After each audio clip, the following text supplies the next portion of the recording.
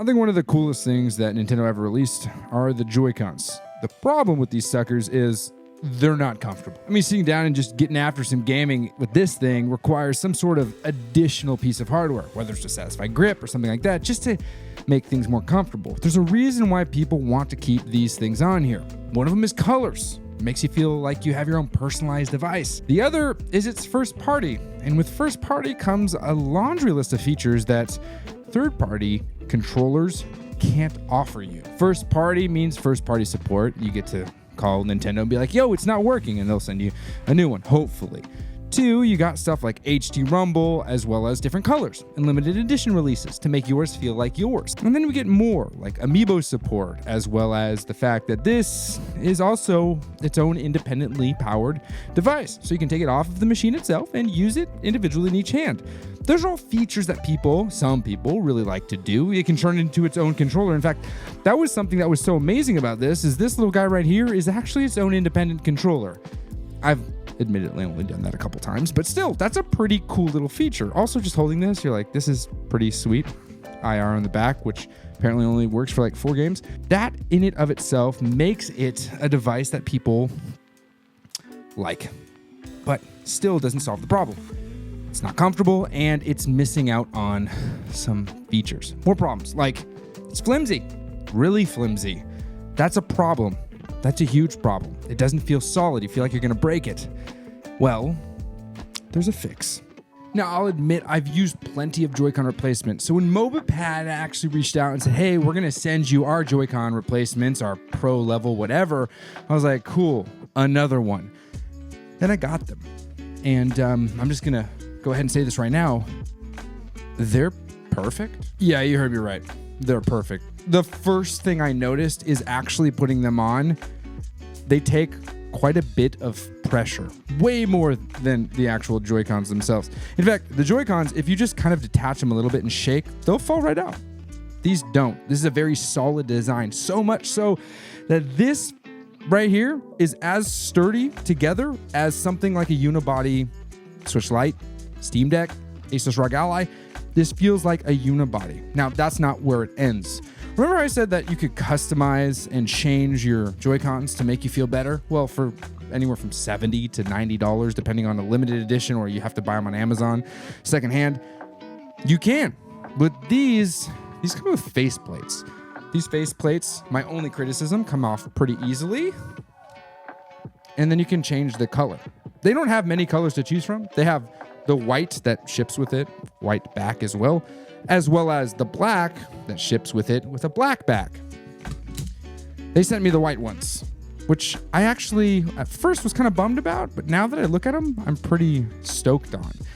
And then there are 3 different colors to choose from. There's this nice purple, blue, as well as a pink one, which they were supposed to send to me, but there was some communication errors. That's something I want to talk about actually real quick.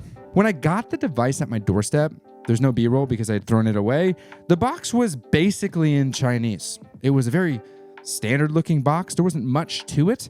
And so I thought to myself, okay, cool. It's just going to be another one of these. It's going to be another just dropship company, although it's absurdly expensive for a dropship company, but still, well, whatever. It's going to be fine. When I opened it up, I was very surprised at the quality. Not just the quality, but also the implementation of this thing. In fact, I would go as far to say that if Nintendo themselves were to make a pro-level Joy-Con, this is it. This is absolutely it. It actually has every single feature that a Joy-Con has. It even has HD Rumble. Not vibration, not haptics, but implemented HD Rumble. So much so that the HD Rumble sound that you hear when you're playing games like Super Mario Wonder that actually make it sound like you're hearing the piranha plant singing through your Joy-Cons happens on those as well. Great. Awesome. So I guess the first thing we're trying to address here is comfort. Comfort itself is fine. It has a little bit extra beef on the back, which is what a lot of us need for long gameplay. And then the design itself. I think design-wise, it looks great. I have the disc on there just kind of to showcase it, but you can have a normal D-pad.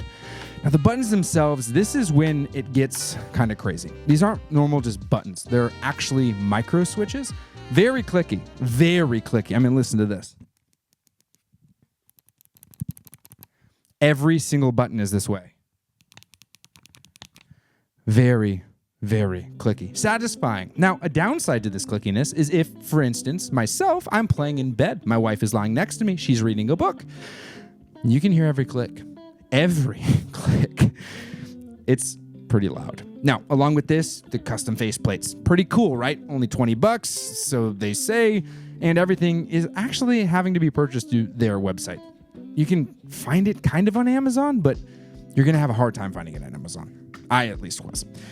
This extra faceplate design allows you to customize it to your liking. Again, they only have these pastel colors, but I'm sure they're going to add more and more. I personally swapped out the thumbsticks so that it had this kind of contrast design, and these additional faceplates usually have a normal ring around them. Now, the actual device itself ships with an additional set of faceplates that offer you the octagonal rings, which I'm a huge fan of the octagonal rings. Something I noticed about the octagonal rings is they're actually really easy to remove from the faceplate itself, so much so that I swapped out the ring itself with the different faceplate, and now I have octagonal rings on my blue faceplate, and I can have that notch to push into when I'm running around in my games. This was huge. I really enjoyed that. That customization itself actually increased the value. You can swap out the thumbsticks to different colors. I'm sure they're going to release raised and lowered ones. I mean, they certainly can. There's no problems. And the actual buttons themselves, these are just switches. They aren't analog, which with Nintendo, I think is very, very okay. Now, remember how I said this thing does everything? It does. It genuinely does. Except they don't create a middle plate. So if you want to turn this into a controller, you're going to have to find some cheap little mini plate to join them together. That one itself, I don't recommend. It's really, really tight, and when you're trying to push this onto the rail, it feels like it's almost going to cause issues. But you can find one, whether it's this or a Nixie one, you can find a middle plate to make this a joined controller. Though I personally would just use something like a Pro controller or maybe one of 8BitDo's controllers. I personally only use these on the device itself, though they can easily be used off device, because as I said, they're powered. They do have the additional back button, which people are starting to get into, and I think that most of these at this point have that, and that's probably because these companies believe that they need to.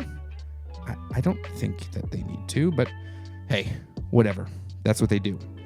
The color design and feel of this is very, very premium. In fact, when I got this, I was hoping that it would do exactly what it does, which is be something I want to keep on my Switch. At first, I didn't love these colors, and after a while, they grew on me, and now I very much so love these colors. My wife came into my office and saw my Nintendo Switch and said, "Oh my gosh, that's the cutest Nintendo Switch I've ever seen."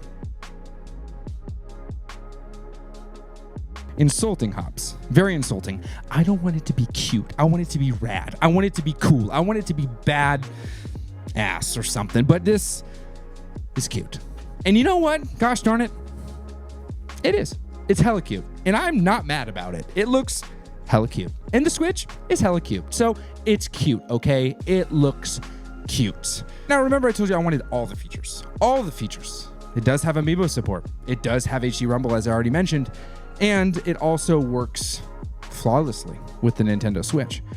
All of these things I needed in order for it to stay permanently on my Switch. There's nothing that's more annoying than attaching accessories to your Switch just to have to change them out. It totally defeats the purpose of taking this thing out, throwing it into a case, and then you're on your way. Speaking of which, it does have a case. I don't love that case. It is one that's good, but it's a hard case. It's boring hard case, very boring hard case. And I'm gonna do this here because this is something I'm gonna be doing for all cases, is it has branding on it. A tiny little, oopsie, Mobapad. Wanna see something cool? Watch this.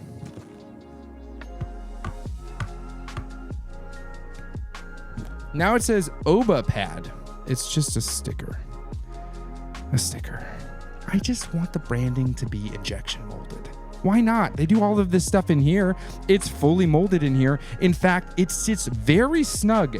Out of all of the hard cases that I've used, this one actually hugs the Switch with the Mobapad M6 HDs on it. And that, for me, makes me feel like my device isn't gonna rattle around and break. All right, it's clear. I like it. I think it's a great device and I recommend it. Now, that being said, there are a few things I want to discuss. One, all of the customizations you want to do for buttons and all this stuff, you need to do in-app. You can do turbo, you can do macros, you can change the pressure sensitivity, remap the whole buttons themselves if you want, and save them to the device. You have to do that in their app. I don't like app-based things. Maybe you do, I don't. I want this to be done on controller, and I don't need all those functionalities. That's not why I'm purchasing this thing. I'm not purchasing this thing for the turbo features, the macros, and stuff like that. That's just not for me, you know? But it may be for you. Good to go. Another thing is the faceplates do feel like they're going to come off pretty easily. I haven't had that issue, but if you were to drop this thing, these are really, really easy to come off. You just kind of pull a little bit and they're there. Now, the whole thumbstick itself comes off, and they are Hall effect sensors, I think is what they're called. I mean, at this point, what isn't a Hall effect sensor? And the switches themselves are great, but they are a little bit noisy. For me, it's a very specific use case where I'm like, oh, I feel like I'm annoying the people around me. But honestly, at the same time, it like doesn't really matter. It's just little clickies. Other than that, the price point is really the biggest deterrent.